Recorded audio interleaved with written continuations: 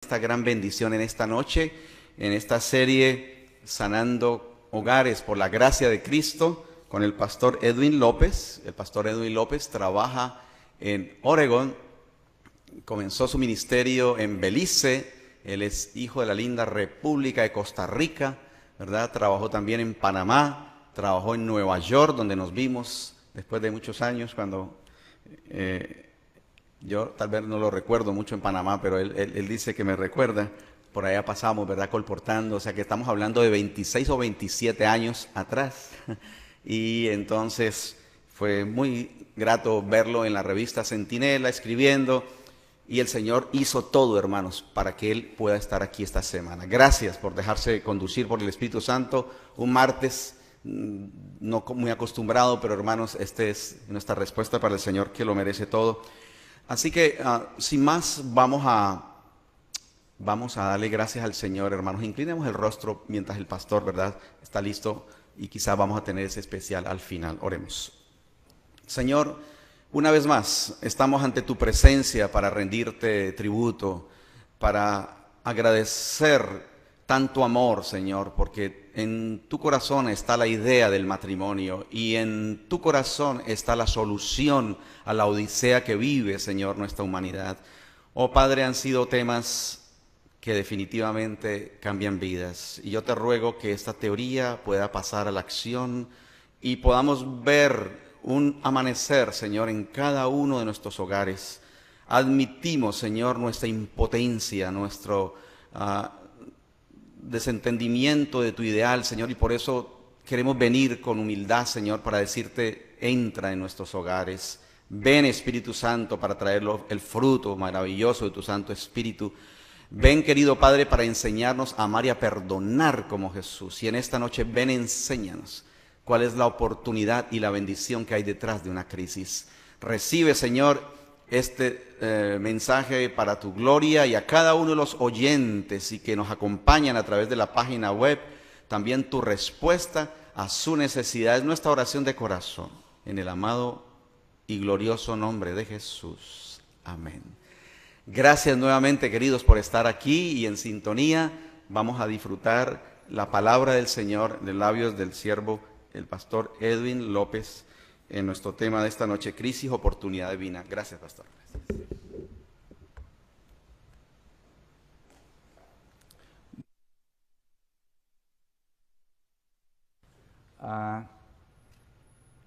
Esta noche, como ya lo anunció el pastor Germán, vamos a reflexionar. Aquí estamos teniendo problemas técnicos, pero son míos. En algo que ocurrió en la vida de nuestro Señor Cristo Jesús.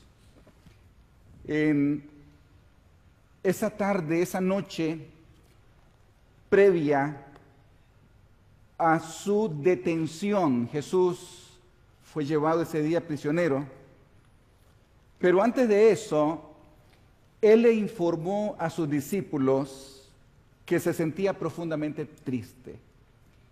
Estaba triste. Él les dijo: mi alma está muy triste.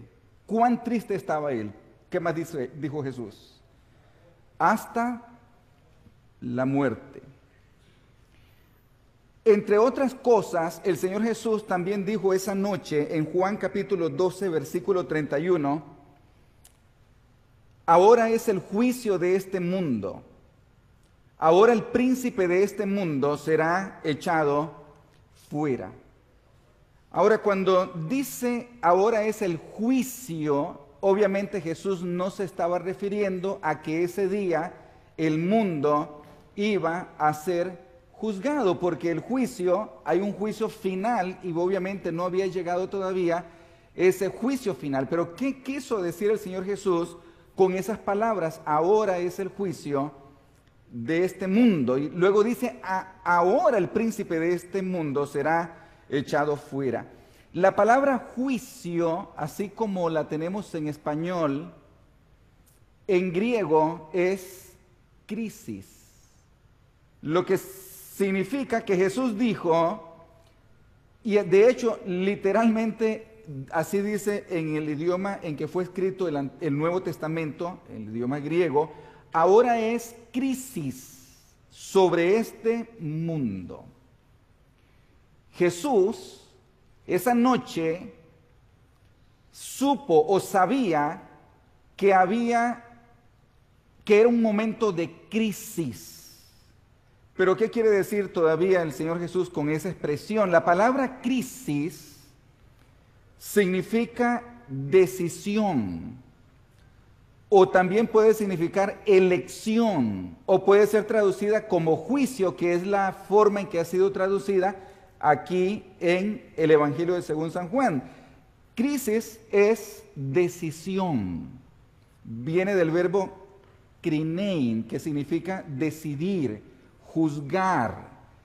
Crisis, la palabra como nosotros la usamos hoy, es exactamente una palabra pura del griego, es decir, es crisis, así mismo. Uno dice, estamos viviendo una crisis.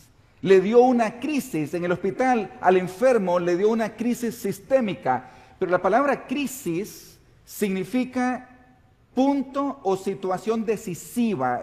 Hay que tomar una decisión, es un punto de inflexión. Es el momento en el que la persona tiene que hacer un juicio, tiene que distinguir y tomar, es decir, decidir entre 1, 2, 3, 4, 5 opciones.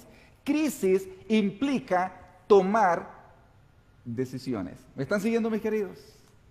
La palabra crisis significa tomar decisiones. Es un momento de inflexión. Los hogares pasan por crisis, obviamente.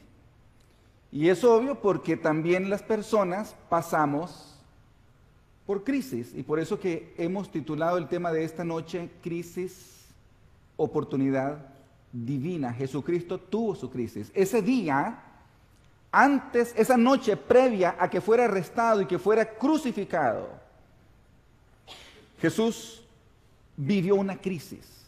Y él dice, esta crisis, es decir, este momento de juicio es sobre el mundo porque yo necesito tomar una decisión en relación al mundo. Es decir, la crisis de Jesús tenía que ver con el mundo. Él tenía que decidir. Y es lo mismo, mi querido, hablando de las crisis en los hogares.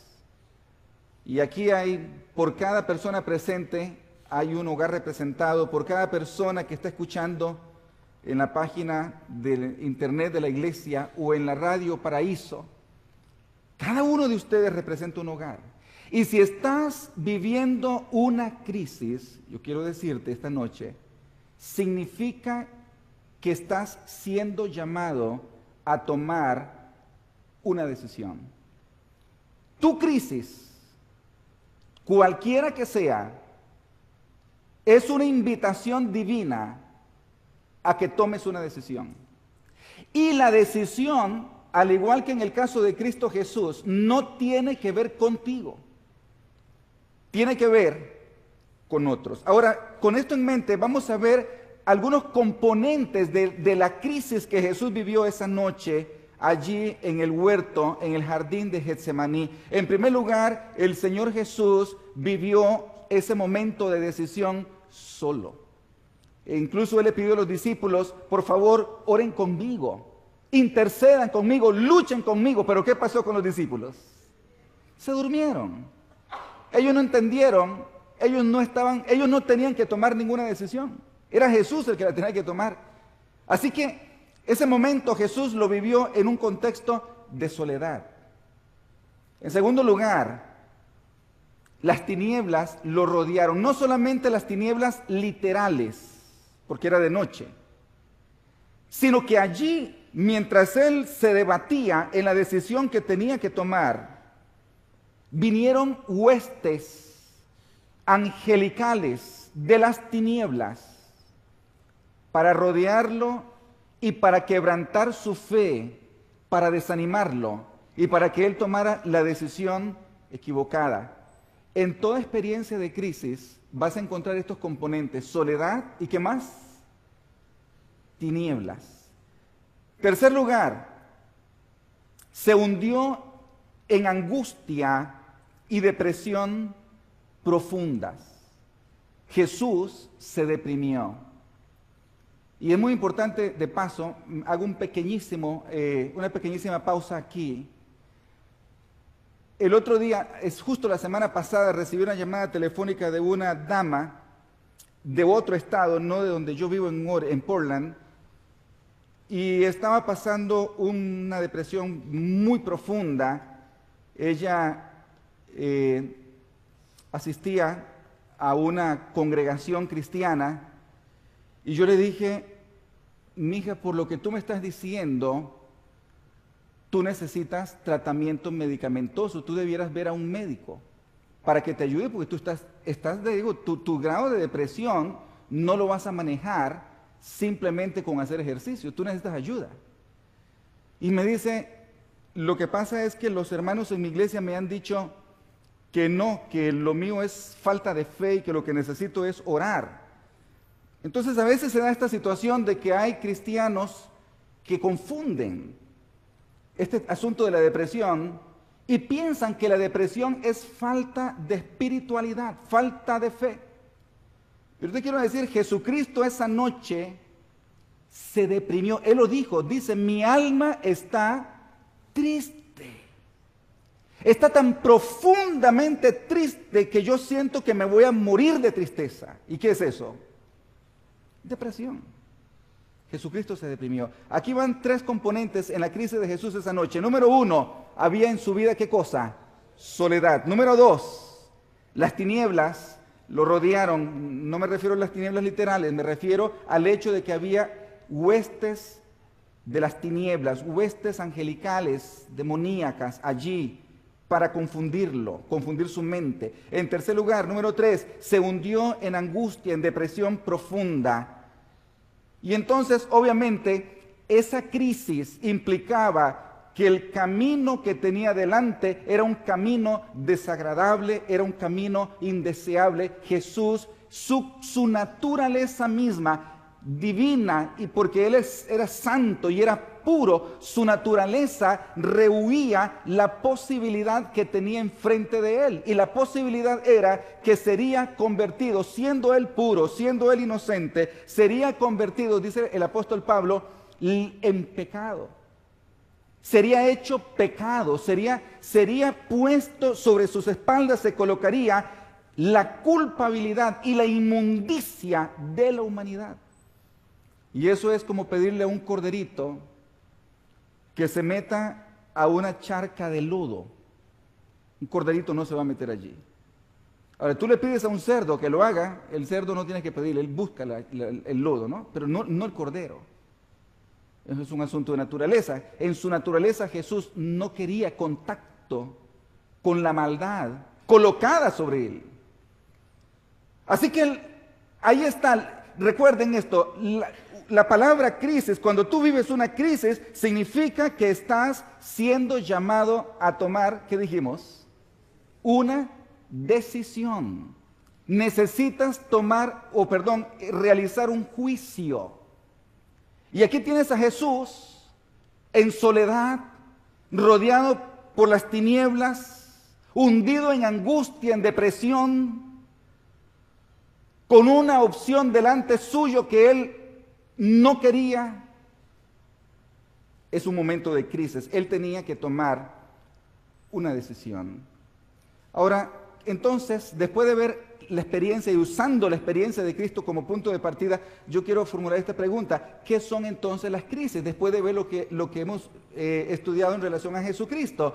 Bueno, las crisis son, como ya lo dijimos también, es un punto decisivo en la vida de una persona o en la vida del hogar, de la familia. Es un punto decisivo, mi querido.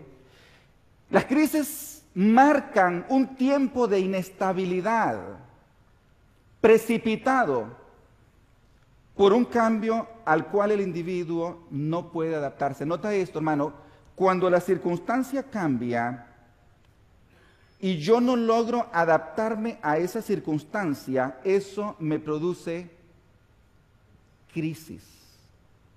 ¿Me explico? Porque no me logro adaptar. Está marcado, la crisis normalmente está marcada por la ansiedad, por el temor, por la depresión, por la incertidumbre. y también por la ira. Tú puedes encontrar, no todos, pero, o quizás todos, pero vas a encontrar estos elementos en toda crisis. ¿Ok? Ansiedad, temor, depresión, incertidumbre o ira. Y como ya lo hemos dicho también, en ese momento, cuando tú estás viviendo una crisis o tu hogar entra en una crisis, quiere decir que tú necesitas en ese momento realizar un juicio, necesitas tomar decisión, ¿no? Necesitas definitivamente usar tu mejor juicio para poder pasar. Ahora, básicamente voy a señalar dos tipos de crisis. Existen, mis queridos, crisis de carácter existencial y también existen crisis de carácter circunstancial. Y las voy a explicar porque esto es muy importante. Después vamos a entender qué dice la palabra de Dios en relación a estos dos tipos de crisis. Tenemos dos tipos de crisis, existenciales y ¿qué más dijimos? Circunstanciales. ¿Qué son las crisis circunstanciales? Son crisis precipitadas por circunstancias. Por ejemplo, una tragedia. En cualquier momento acontece, viene un huracán o pasa un accidente, ocurre una ruptura violenta de la rutina de tu vida y obviamente te cambia la vida, eso te va a producir una crisis, ¿no? Por ejemplo, la pérdida del trabajo, problemas en el hogar, alguna situación no prevista, te produce una crisis de carácter circunstancial, ¿no? Puede ser, por ejemplo, incluso se me incendia mi casa. De la noche a la mañana no tengo techo. Eso va a producir una crisis de carácter circunstancial. El estrés, por ejemplo, también es parte de ese tipo de crisis. Son situaciones, cualquiera de estas situaciones, hermanos, ya sea una tragedia, la pérdida de un ser amado, mudarse de lugar, como dije antes, perder el trabajo, una enfermedad. Te diagnostican una enfermedad incurable. Eso va a producir una crisis. Pero es una crisis ¿de qué tipo dijimos? Circunstancial. Es un cambio de circunstancias que te van a arrojar en un periodo de incertidumbre, de temor, de angustia y de ira también. Ahora, las crisis existenciales son un poquito diferentes. Las crisis existenciales, y en ellas me voy a detener más esta noche, porque tiene que ver, de hecho, con lo que quiero abordar en relación a la familia en esta serie. Las crisis existenciales se dan cuando no podemos adaptarnos a los cambios naturales de la vida. Ustedes saben, mis queridos, cada uno de nosotros pasa por distintas etapas. Por ejemplo, el niño en algún momento deja de ser niño y se convierte ¿en qué? En adolescente. Y obviamente esa transición de niño a adolescente le va a producir a esa criatura una crisis. Y cuando dejas de ser adolescente y te conviertes en joven adulto, también le va a producir una crisis. Mis hijos vinieron a pasar vacaciones con nosotros, ahora en diciembre. Mi hijo mayor, 22 años, se gradúa en junio. Y yo le decía a Dani, quiero que sepas que pronto vas a entrar en una etapa de crisis al graduarte. Y tuvimos una conversación larga, pero quiero que él se prepare porque la va a vivir. Y nosotros como papás de él la vamos a vivir con él. Y también cuando tú haces la transición de joven adulto a adulto, pero en la edad mediana, eso va a producir otra crisis. Y por supuesto, de la edad mediana a lo que llamamos, aquí se dice en Puerto Rico también tercera edad, ¿no? Eso te produce también una crisis. Es decir, cada una de esas etapas, mis queridos, supone cambios. Y generalmente es difícil adaptarse a esos cambios. Y por eso es importante estar consciente. Miren, rápidamente, y para que ustedes entiendan, yo no sé cuántos aquí tienen adolescentes en sus familias, en sus hogares, pero es importante entender la realidad del adolescente. Y son cosas que ustedes conocen. Sabemos que el cuerpo del chico cambia, su mente cambia, sus responsabilidades cambian en la escuela, en la casa, una situación que el adolescente enfrenta y de la que nosotros los adultos generalmente no estamos conscientes, es que se estiran, se hacen grandes rapidísimo. De repente te das cuenta que tu hijo teenager, adolescente, está más alto que tú, comienza a hacer pesas y le ves la musculatura, o si es una niña, ya de repente la ves que es una mujer, y tú piensas que es una mujer o que es un hombre. Y comienzas a querer exigirle como mujer o hombre, pero se te olvida que todavía su mentecita es la mente de un niño. Y eso genera un montón de confusión en el chico. Las expectativas cambian, ¿no? Y entonces, esa confusión le produce crisis. Decía un amigo mío, un doctor en psicología, decía él: muéstrame un adolescente y te mostraré una persona deprimida. Los adolescentes se deprimen más de lo que los papás están conscientes. Se encierran en el cuarto y los papás lo miran allí escuchando música toda la tarde, toda la noche, no abren más que para salir a comer, si es que comen. Y pensamos que el chico se ha vuelto raro. No, no es que está raro, es que está pasando por una crisis y está deprimido. Es parte de la etapa y de allí la importancia de estar conscientes de esa situación. Y cuando no estamos preparados para este cambio, con frecuencia los papás cometemos un error. En vez de ser amigos de nuestros hijos, nos convertimos en policías de ellos y los vigilamos. Y al estar en nuestra labor policíaca, lo que estamos haciendo es agudizando más su confusión, su incertidumbre, su ira y su crisis. Ese es un tiempo muy importante. Ellos necesitan que alguien les ayude. El adolescente no hay nada más fascinante que el adolescente, mis queridos. Yo amo a los adolescentes. Son las criaturas más lindas que hay en esta tierra. Y el adolescente, él quiere mantenerte a ti como padre, como dicen en inglés, at an arm's distance, es decir, a la distancia del brazo, ¿no? O sea, no te me acerques mucho. Quédateme allí a la distancia, pero eso sí, no te me vayas. Es decir, él quiere tenerte, pero no tan pegado. No te subas en la espalda de él, pero no te vayas porque te necesita. Y te necesita como nunca, porque en su mente hay tantos cambios, sus hormonas, todo, y él necesita un mentor. Pero no necesita un policía, no necesita un juez. No necesita un acusador tampoco. Lo que necesita es un mentor, una persona en quien él pueda confiar. Y obviamente la mejor persona para confiar son sus papás. Pero hay un problema con los papás. Normalmente cuando el chico llega a los 15 años de edad, los papás están pegando ya los 40. Y ahora les voy a explicar qué es lo que ocurre allí. Imagínate un chico de 15 años y mamá tiene 38, papá tiene 42 años. Y eso incrementa la crisis en el hogar, pero luego vamos a llegar a ese momento. Es decir, cuando el chico llega a la adolescencia, los papás llegaron a lo que llamamos la edad mediana. Y esa es otra etapa en la que también se vive, ¿qué cosa? Se vive una crisis. Pero bueno, hablemos de la vida ahora, de la siguiente etapa. El chico hace la transición de adolescente a ¿qué? Dijimos, a joven. Y esto, otra serie de desafíos, es lo que le estaba yo explicando a mi hijo. Yo le decía a mi hijo, mira, tú te vas a graduar, vas a tener que buscar trabajo. Y conseguir trabajo y estabilizarte en el mercado laboral no es fácil. Vas a vivir incertidumbre y eso te va a producir crisis.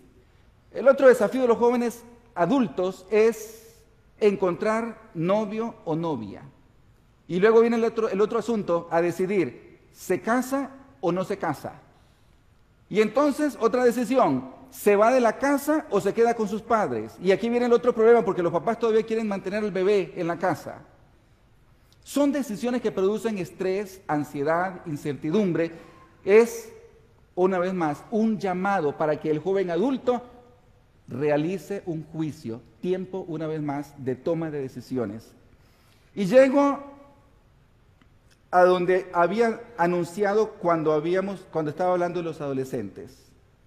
La crisis de la mitad de la vida. ¿Qué es esto de la crisis de la mitad de la vida? Es ese periodo que va más o menos, no le hagamos mucho caso a los números, pero los he puesto como un criterio guía, no es nada allí, ¿no? Escrito en cemento, un periodo que va quizás entre los 35 y los 55 años de edad. Así que no voy a pedirle a nadie aquí que levante la mano cuántos están en esa edad, ¿no? No se preocupen. A este tiempo se le llama el tiempo, la edad de la segunda adolescencia. Cuando tú ya vas por 37, 38, 40 años, estás entrando en la segunda adolescencia. Y es la etapa en la que tus hijos justamente son ¿qué? Adolescentes o son jóvenes. En esta etapa comienzan a ocurrir cambios hormonales en el cuerpo de los papás. Por eso es que segunda adolescencia. Cambios hormonales. Y de repente el esposo un día se asoma al espejo y ve que las cejas se le están creciendo otra vez de nuevo. Y ahora tiene que comenzar a cortárselas. Y descubre que le salen, mejor no sigo describiendo esas cosas, ¿no? Pero le pasan cosas, ¿no? En su cuerpo. Y también ella, por supuesto, ¿no? Y ella, cuanto más se acerca a los 50, hay un cambio hormonal fuerte en su cuerpo. También algunos hijos han empezado a marcharse del hogar. Vuelve a producirse un despertar de la conciencia sexual. Imagínense ustedes, los chicos adolescentes están con las hormonas, como dicen en inglés, raging, ¿verdad? Están enloquecidas. Pero también la persona adulta, cuando llega a la mitad de la vida, su conciencia sexual, porque había estado entre los 20 la carrera universitaria, luego de los 20 a los 30 había estado trabajando, procurando crecer profesionalmente, establecerse, criando hijos, y en toda esa situación normalmente la persona olvida su sexualidad, la sexualidad queda como sepultada. Pero cuando llega a la mitad de la vida, que ya logró más o menos estabilizarse laboralmente y económicamente también, entonces esa parte que estaba sepultada vuelve a la superficie y eso puede ser una fuente de problema para el matrimonio. Es un tiempo que también se caracteriza por la falta de margen. ¿Qué quiero decir con esto? No alcanza el tiempo. Papá y mamá trabajando duro, los chicos solos o al cuidado de una guardería o de donde se pueda, pero lo cierto es que el tiempo no alcanza. Los niveles de estrés son altos. Cuando llegan a casa por la tarde no hay tiempo para conversar. Los chicos en su propia crisis de la adolescencia y los papás viviendo su propia crisis de su segunda adolescencia. No hay, hermanos, una situación más desafiante para un hogar que cuando los papás están en la mitad de la vida y tienen hijos adolescentes. Y por eso es importante que las iglesias aprendan a interceder y a orar. Mucha oración por las familias, porque es época de crisis profunda. Como ya lo dije, las relaciones en el hogar alcanzan un punto de tensión muy alto. Puede haber escasez de dinero, especialmente porque algunos chicos ya comienzan a ir a la universidad también, y eso supone presión económica para la familia. Estamos hablando de una crisis de carácter existencial. Esto no es circunstancial, es tu existencia. Tú vas avanzando en años y entras en esta etapa de la vida. Claro, es la segunda adolescencia. Ustedes saben que los adolescentes todo lo cuestionan. El adolescente cuestiona la vida. El adolescente comienza a descubrir, dice, bueno, papá después de todo ya no lo sabía todo. Cuando él era niño, él pensaba que el papá lo sabía todo. Ahora de adolescente se da cuenta que el papá tal vez no lo sabe todo y descubre o llega a la convicción de que su papá está anticuado, que su papá no entiende las cosas de la vida moderna. La mentalidad del adolescente. El adolescente manifiesta cierta rebeldía, y la pongo entre comillas, porque realmente no es que el adolescente sea rebelde. Los adolescentes son criaturas dulces, lindas, pero él reclama su espacio. Y entonces cuestiona. El adolescente te va a preguntar, ¿y por qué te enojas conmigo? ¿Por qué me gritas? El niño no, el niño se humilla, el adolescente te desafía. Y no es por rebeldía meramente, es porque está creciendo. Eso es en la primera adolescencia. Pero en la segunda adolescencia, es decir, los papás, ya cuarentones, comienzan también a replantearse la vida. Y aquí quiero hablar de los varones. Yo no sé cuántos varones cuarentones hay aquí. No sé cuántos varones que pasan de los 38 para adelante están en este lugar. Yo te quiero decir una cosa, mi querido hermano. Esta etapa de tu vida es una etapa peligrosa. Tú comienzas a cuestionar tu existencia. Primero comienzas a cuestionar tu trabajo. Hay hombres que llegan literalmente a odiar el trabajo que hacen. Comienzas a cuestionar tu fe religiosa. Y tú dices, bueno, esta iglesia en la que yo he estado toda la vida, ¿realmente valdrá la pena? Esto que se predica allí, un montón de gente que va allí a la iglesia, van a perder el tiempo. Tú comienzas, esos pensamientos te van cruzando por la mente. Cuestionas tu fe religiosa. Cuestionas tu vida matrimonial y comienzas a replantearte si te casaste con la persona correcta. Cuestionas el gobierno, cuestionas la ciudad, las instituciones y cuestionas tu propósito, el propósito tuyo en la vida. Es una época en la que el hombre comienza a lamentar decisiones tomadas en el pasado. Y es una época en la que hay soledad, porque se va distanciando de los amigos, sus amigos de la adolescencia, sus amigos de la juventud.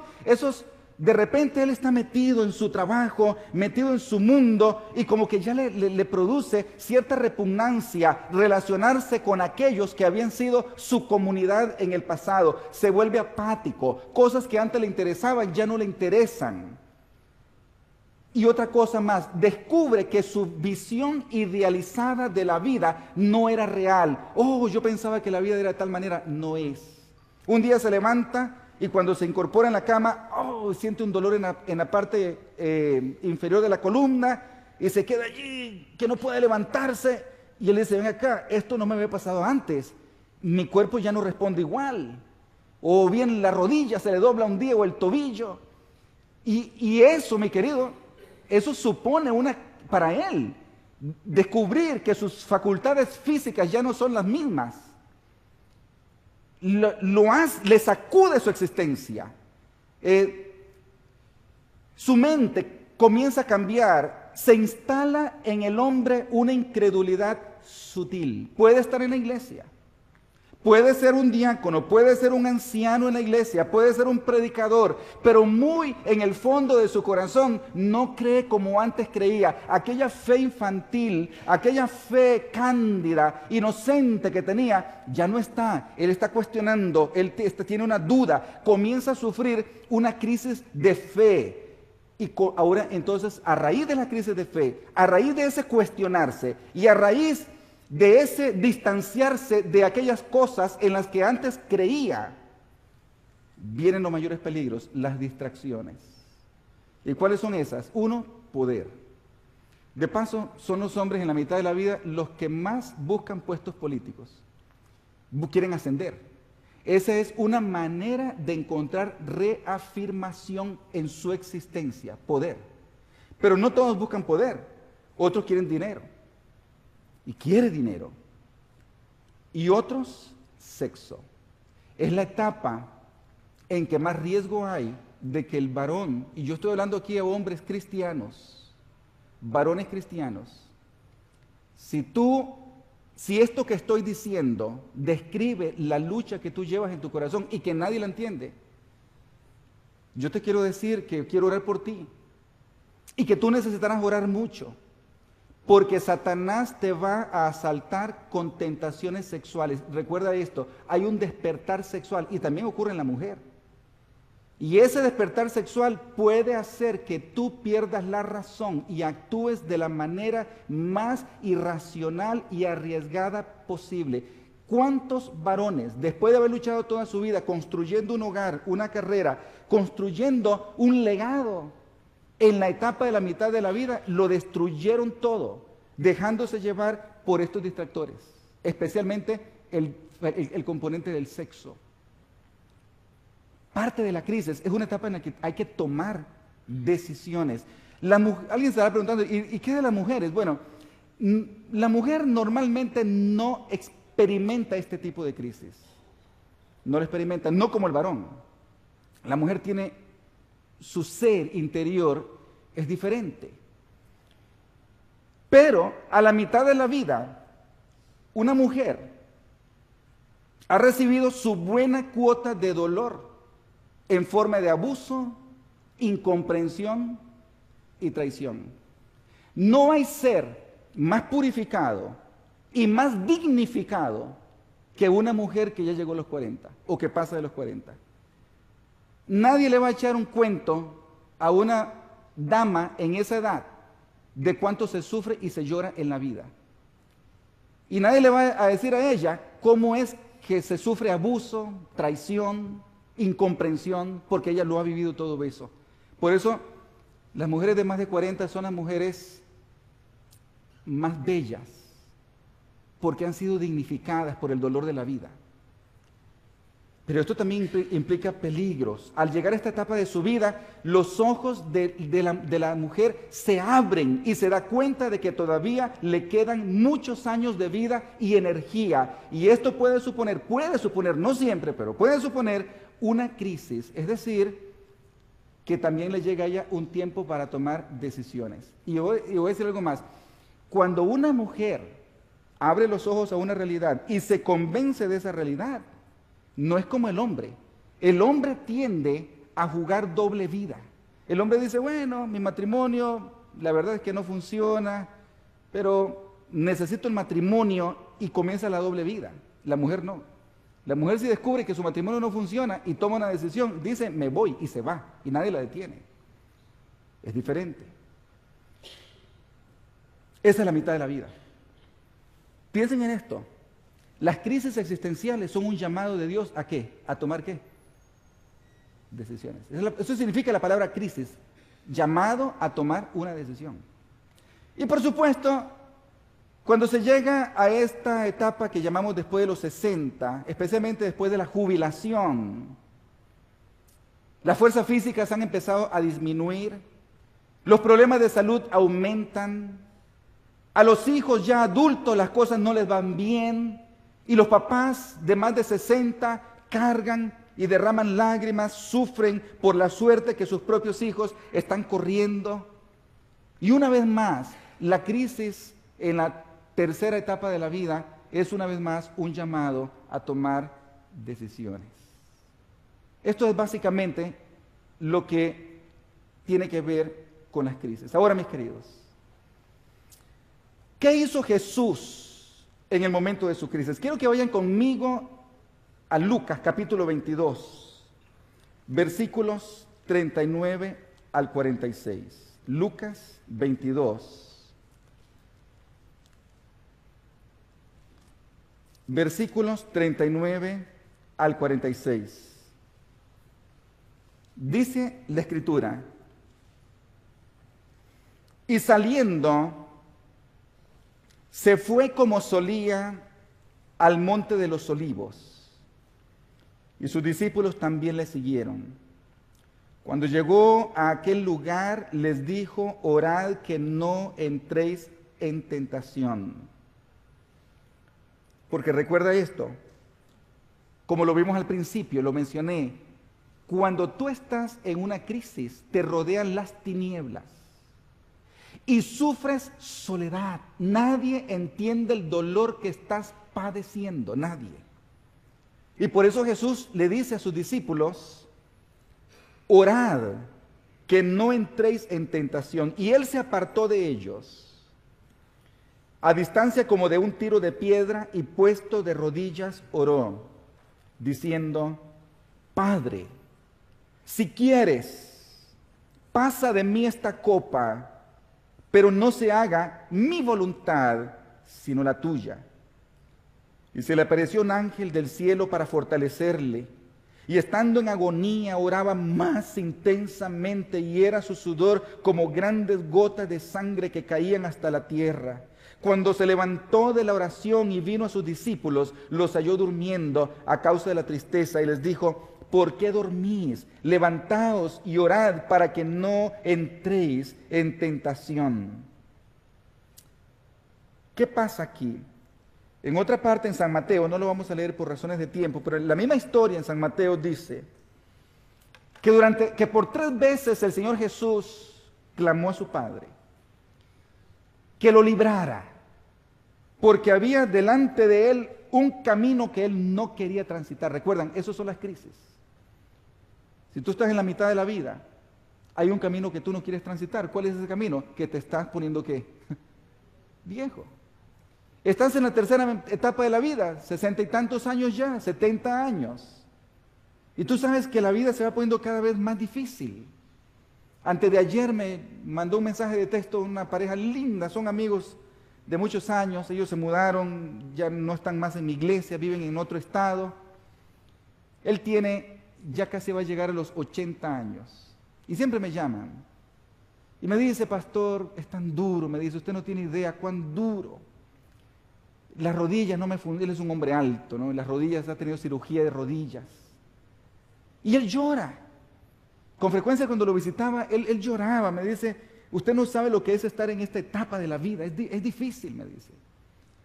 Y es verdad, es difícil, toda etapa de la vida es difícil, toda etapa de la vida duele. El adolescente se deprime en su adolescencia, el joven se deprime en su juventud, el adulto se deprime en su etapa adulta y el anciano en su etapa de la ancianidad. Siempre es difícil porque siempre delante de nosotros hay un camino que no queremos transitar. Jesús tenía ese camino y el camino era la cruz. Y no era la cruz lo que lo temorizaba era que Él sería convertido en pecado, que Él sería depositario del pecado de la humanidad. Y le clamó 3 veces, pero entonces Él siempre dijo, mas no sea como yo quiero, sino como tú. Y a la tercera vez, el Señor Jesucristo aceptó, un ángel vino. Y dice la Escritura que cuando el ángel lo consoló, su sudor era como gotas de sangre que caían. Y una vez que Jesús tomó la decisión y se sometió en humildad a su Padre, el Señor Jesús experimentó paz. Y en ese mismo instante, la depresión huyó de Jesucristo. Había pasado el tiempo de tomar ¿qué? Decisiones. Así que, estos son los componentes que encuentro yo en la experiencia de nuestro Señor Cristo Jesús, mis queridos, en relación a su crisis. Número 1, Jesús se sometió. Escucha bien esa palabra. ¿Qué dije? Se sometió. Número 2, Jesús aceptó y perdonó. Número 3, visualizó. El profeta Isaías dice que él miró más allá de la cruz. ¿Y qué fue lo que él miró? Él miró las multitudes que por su sacrificio serían redimidas. Jesucristo visualizó. Y en cuarto lugar, entonces él realizó la entrega. Hizo la entrega. Ahora, ¿cómo se aplica esto a tu vida y a mi vida? Cuando tú entras en una crisis, no hay una receta para que salgas de la crisis. A veces uno quiere compartir con otra persona y decir, estoy viviendo esta crisis. Y voy a hablar de nuevo a los varones, queridos hombres que están aquí. Yo no sé si aquí hay algún varón, y perdonen que hablo de los varones, pero es que yo soy varón. Y te voy a decir algo, voy a usar una expresión que usan los panameños. A mí no me van a echar cuento, yo soy varón. El varón lucha con la tentación sexual. Estaba leyendo de un escritor muy admirado de parte mía, un escritor cristiano, y él lo dijo francamente allí en ese libro. Decía él, durante una etapa de mi vida luché con la tentación sexual. Y entonces él es también periodista, se dedicó a entrevistar a grandes santos, personas piadosas, ancianos, hombres ya de muchos años de edad, pero que eran hombres consagrados a Dios, y les preguntaba, ¿cómo luchaste con la tentación sexual? Y entonces él explica su batalla y cómo él venció. Cada varón se enfrenta a esta realidad. Pero ¿por qué tienes esta lucha? O la tentación del poder, o la tentación del dinero. ¿Por qué esta lucha? Porque tu instinto es rebelarse contra la circunstancia de tu vida.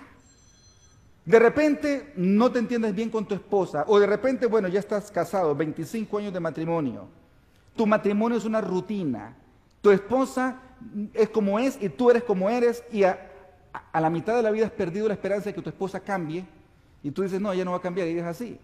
Entonces comienzas a distraerte, comienzas a irte y tu corazón se comienza a rebelar.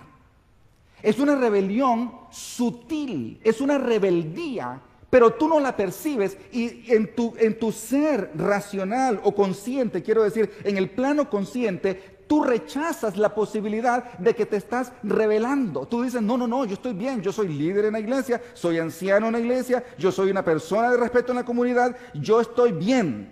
Pero tu corazón no está bien, tu corazón se está rebelando. Y estás viviendo una crisis espiritual, porque las crisis generalmente producen crisis de fe, crisis espiritual.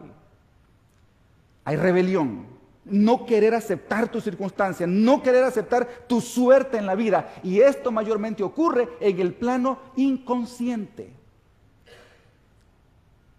¿Qué hay que hacer? Yo te quiero decir esto. Cuando tú llegas a una crisis, lo que tú traes a tu crisis es tu corazón. Tu corazón. ¿Qué es tu corazón? El corazón tuyo son tus sueños, tus aspiraciones, tus ilusiones, tus heridas, las heridas que traes de tu infancia. Y todo eso tú lo traes a este momento crucial de tu vida. Y allí no hay razón, no hay mente, el corazón se va a imponer. Entonces, aquí necesitas tú traer tu corazón en sometimiento, como lo hizo el Señor Cristo Jesús. Es tiempo de doblar rodilla, aunque no lo sientas, tienes que doblar rodilla y decir, Señor, no es como yo quiero, sino como tú. Si hay una etapa en la que tú necesitas invocar el poder sobrenatural de Dios, es en el tiempo de crisis. Pues recuerda, la incredulidad te va a invadir, y no importa la edad, adolescente, joven, adulto, en tiempo de crisis la incredulidad asalta. Moisés la vivió. ¿Recuerdan ustedes el caso de Moisés? 3 años dirigiendo al pueblo israelita, el pueblo estaba siempre murmurando, quejándose, y ese día el pueblo pidió carne, y Moisés ya estaba hasta la coronilla, y entró en crisis. Y él oró a Jehová. Y Dios le dijo, mira Moisés, no te preocupes, mañana a esta hora, le dice, yo voy a traer aquí aves. Y van a comer carne hasta que se harten. Y dice la Escritura en Números, que Moisés se burló de Dios. Le dice, ¿qué le dice? ¿De dónde le dice tú vas a coger tanta carne? Moisés le está diciendo a Dios, ¿de dónde tú vas a conseguir tanta carne? Es decir, Moisés no estaba creyendo, había perdido ¿qué cosa? La fe. De allí la necesidad de venir en sometimiento ante la presencia del Señor. Algo más. Jesús en su crisis, Él ofreció perdón y Él perdonó. Ayer, fue ayer, sí, hablamos del perdón. Y hablamos del perdón cuando tú has sido herido, te han lastimado. Yo te voy a decir algo más, mi querido. También el perdón no solamente es una acción o decisión puntual. El perdón también es una actitud hacia la vida. Es decir, necesitamos aprender, hermanos, necesitamos madurar y ser maduros ante la vida. Hay circunstancias ante las que tú no puedes rebelarte o contra las que no puedes rebelarte. Necesitas ser humilde ante la circunstancia y aceptarla. Hace 3 años estaba acampando en Yellowstone, allá en Estados Unidos. Habíamos ido varias familias de la iglesia y llevamos 2 vehículos, una van grande con capacidad habíamos rentado la van, capacidad para, creo que eran 18 pasajeros, una cosa así.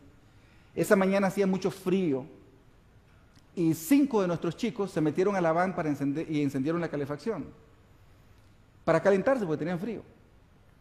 Pero luego se calentaron, se bajaron de la van, cerraron la van y la dejaron encendida y se les olvidó y la van se cerró, o sea, quedó con seguro. Y la única llave estaba dentro.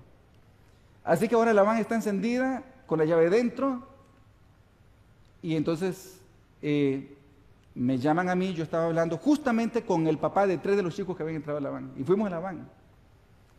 Y entonces recuerdo que él ahí se desesperó. Y ya comenzó se enojó, ¿no? Él perdió la paciencia, ya llamó a los chicos, ya iban a comenzar a humillarlos y a reclamarles. Y yo lo abracé, le digo, mira, tranquilo, le digo, ya está, ¿para qué los vas a humillar? Ya la van a estar tranquila, le digo, con humillarlos no vas a lograr nada, aquí tienes que ser proactivo. Los chicos no lo hicieron a propósito. No, es que son unos irresponsables. No, le digo, mira, no. Ellos no lo hicieron a propósito. Vamos mejor a pensar en formas constructivas de que podemos solucionar el problema, porque gritándole a los chicos no se va a abrir, la puerta de la van no se va a abrir. Y yo le decía, entonces le digo, mira, le digo, lo que necesitamos es tener aquí una actitud perdonadora. Perdón, punto, ya pasó. Pero tenemos que aceptar la realidad. Una vez que tú aceptas tu realidad, eso es tener una actitud perdonadora. Partiendo de esa aceptación de la realidad, las cosas se hacen más fáciles en tu crisis. Porque la crisis, repito, no hay una receta. La crisis tú tienes que pasarla. En el proceso de pasarla, tú necesitas crecer y madurar. Una madre, su hija de 17 años quedó encinta, soltera. ¿Y qué vas a hacer? Un día le digo a mi esposa Leti, le digo, ¿qué pasa? ¿Qué tú harías si tu hijo deja embarazada a una chica? ¡Ay, me vuelvo loca! Le digo, no, ¿qué loca te vas a volver? Le digo, te vuelves abuela, pero no loca, le digo. Porque es así. Ya pasó. Tú tienes que pensar, en medio de la crisis, qué cosas puedes cambiar y qué cosas no puedes cambiar. Tú no vas a poder cambiar el hecho de que tu hija quedó embarazada. Ya está, van a nacer un nieto. Tú no puedes cambiar el hecho de que tu hija sigue siendo tu hija hasta el día que la muerte te separe de ella. Y no puedes cambiar el hecho de que la criaturita que van a nacer va a ser tu nieto o tu nieta hasta el día que tú mueras. Eso no lo puedes cambiar. Ahora, si esas cosas no puedes cambiar, esta va a ser mi hija, esta va a ser mi nieta, y la voy a amar toda la vida, entonces ¿para qué te vas a pelear y para qué la vas a humillar? No lo hagas, porque tú lo que necesitas es cultivar una relación sabia con estas criaturas, con tu hija y la criatura que viene. No, pero que eso es un pecado que se cometió. Olvídate del pecado. Hay 2 seres humanos y esa criatura es un hijo de Dios también. Es decir, sabiduría. Eso se llama tener una actitud de perdón hacia la vida. Necesitamos aprender a ser perdonadores de la vida. Entonces, visualización. ¿Qué es la visualización? En medio de toda crisis, recuerda esto, mi querido, va a pasar. Va a pasar. Tú puedes sentir que no hay mañana, tú puedes sentir que no hay luz al final del túnel. Yo te quiero decir esto, va a pasar. Tu circunstancia presente no representa el resto de tu existencia hasta el día que mueras. Es solamente una circunstancia transitoria. Y de ahí la necesidad de hacer lo que Jesucristo hizo esa noche de crisis. Jesucristo visualizó. Él visualizó lo que venía. Y él sabía que para que eso que él estaba visualizando llegara a ser real, tenía que hacer una entrega. Mi querido hermano y hermana, que me estás escuchando aquí, que estás en el internet y en la radio, en tu crisis te puedes sentir tentado a actuar con rebeldía. Si eres varón, tú puedes sentirte tentado a buscarte otra compañera. O si eres dama, puedes sentirte tentada a huir y simplemente dejar todo tirado. Pero en medio de tu crisis, el Señor te llama a que visualices. Piensa esto. Tu crisis es un llamado a decidir. Y si tú decides, no es en relación a tu persona, es en relación a otras personas. Mi querido varón, estás tentado a jugar con fuego. Piensa esto. Sacrifícate, entrégate al Señor, haz una entrega. Soporta la tentación en el poder y en el nombre de Cristo Jesús. Y si lo haces, estarás produciendo vida. Porque nunca la vida es engendrada a partir de acciones destructivas. Siempre la vida es engendrada a partir del sacrificio. Entonces, Dios te está llamando para que renuncies a tu propia agenda en medio de la crisis. Tienes una crisis porque tú tienes una agenda, tienes un sueño. Yo les puedo decir a ustedes, y les voy a hablar de corazón sincero, cuando yo llegué a los Estados Unidos, yo traía un sueño. Yo sabía el PhD, el doctorado que quería sacar. Y vine para sacar ese doctorado en particular. Las circunstancias fueron cambiando. Y renunciar, algunos van a decir, pastor, no renuncie a su doctorado, eso me lo han dicho muchas personas. Pero renunciar o aceptar la idea de que ese doctorado que yo tanto quería no iba a ser, produjo en mí una crisis que solamente mi esposa conoce. Ella ha estado allí, lágrima a lágrima conmigo. Para aguantar allí, soportar de rodillas, oh Dios. Y lo voy a hacer, le decía al Señor en oración, lo voy a hacer porque estoy visualizando a mis hijos, estoy mirando el futuro, estoy mirando a la iglesia, estoy mirando a los hermanos. Vale la pena resistir en el nombre del Señor, no con tu fuerza ni con tu poder porque no lo vas a lograr. Es en el nombre de Cristo Jesús. Las crisis son la oportunidad de Dios para hacernos grandes ante el dolor. Porque lo que tú estás padeciendo en tu crisis es dolor, dolor de carácter existencial, dolor cósmico. Todo ser humano lleva un dolor profundo en su corazón. ¿Sabes por qué es ese dolor?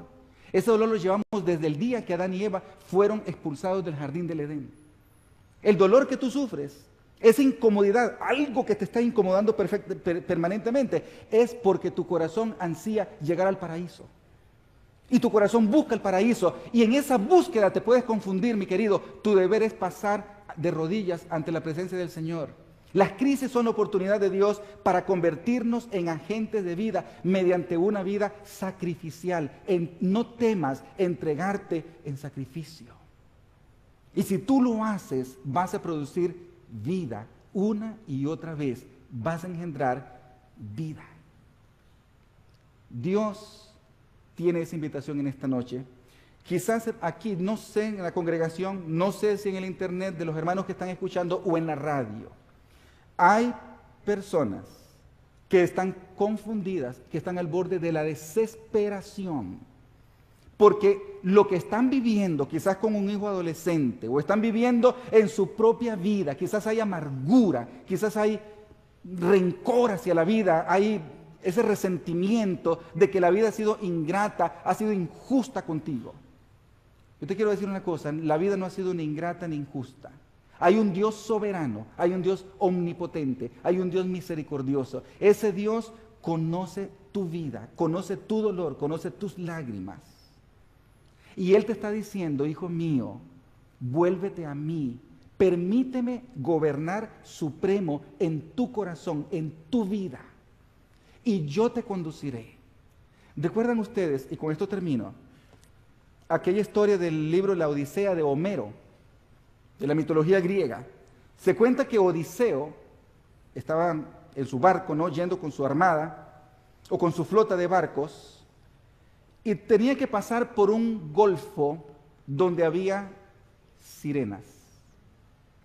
Y se sabía que las sirenas enloquecían a los capitanes de los barcos con sus cantos dulces, y cuando los capitanes perdían el uso de la razón, escuchando esos cantos, enfilaban sus flotas hacia donde estaban las sirenas, y los barcos se estrellaban, y entonces morían. Odiseo iba a pasar por allí, y él sabía bien lo que iba a ocurrir con él. Entonces llamó a sus marineros y les dijo, miren, cuando las sirenas comiencen a cantar, yo voy a perder la razón. Así que les pido que por favor me aten al mástil principal. Y los marineros lo ataron al mástil principal. Y él les dijo, miren, la orden que les doy ahora es la que vale. Ustedes me atan al mástil principal. Cuando yo enloquezca y les ordene que me suelten, ustedes no me van a soltar. Esa orden no vale, la que vale es la de ahora. Y a ellos lo amarraron a Odiseo, al mástil principal. Y entraron a la región donde estaban las sirenas, y Odiseo perdió la razón, pero estaba atado al mástil principal. Y así lograron pasar, y así salvaron su flota de barcos. Yo te digo esto, mi querido, hay un mástil principal del que tú no te puedes soltar, y ese mástil principal es Cristo Jesús. Tú necesitas amarrarte a Él cada día. Te va a costar lágrimas, te va a costar llanto, sufrimiento. Pero si tú te atas a Él, si tú haces una entrega a Él, el fruto de vida dará honra y gloria a Dios y satisfacción a tu corazón. ¿Cuántos quieren decirle al Señor en esta hora: oh Dios, socórreme, ayúdame en mi propia crisis? Yo quiero hacer una entrega de mi corazón. Yo no te voy a pedir que te pongas de pie, no te voy a pedir que levantes tu mano. ¿Y sabes por qué no lo voy a hacer? Porque no quiero incitarte a hacer nada para que te vean otros.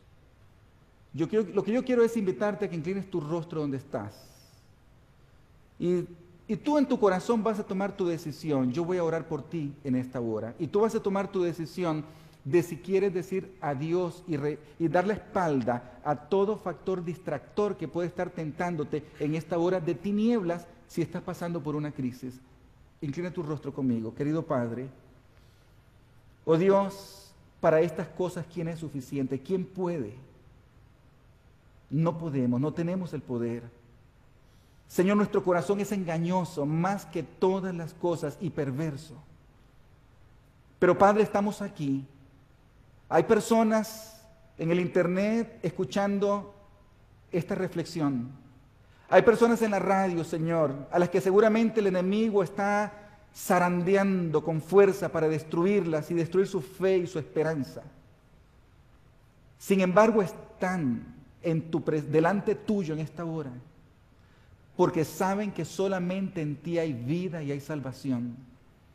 Y Señor, en el nombre de Jesús, por la sangre que Él derramó en la cruz del Calvario, los encomiendo a ti, Padre. Mira por favor las lágrimas, mira la angustia, mira la sed de cada corazón.